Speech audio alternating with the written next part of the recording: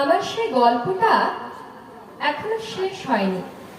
শোনো, পাহাড়টা আগেই বলেছি ভালোবেসেছিল মেঘকে, আর মেঘ কিভাবে শুকনো খটখটে পাহাড়টাকে বানিয়ে তুলেছিল ২৬ বছরের ছোকরা, সে তো আগেই শুনেছ।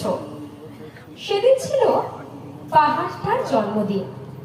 পাহাড় মেঘকে বললে, আজ তুমি লাল শাড়ি পরে আসবে। মেঘ পাহাড়কে বললে, আজ তোমাকে স্নান করিয়ে দেব চন্দন জলে।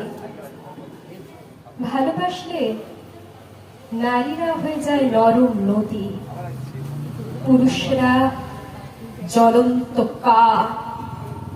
সেইভাবেই মেঘ ছিল পাহাড়ের আলিঙ্গনের আগুনে, পাহাড় ছিল মেঘের ঢেউ জলে।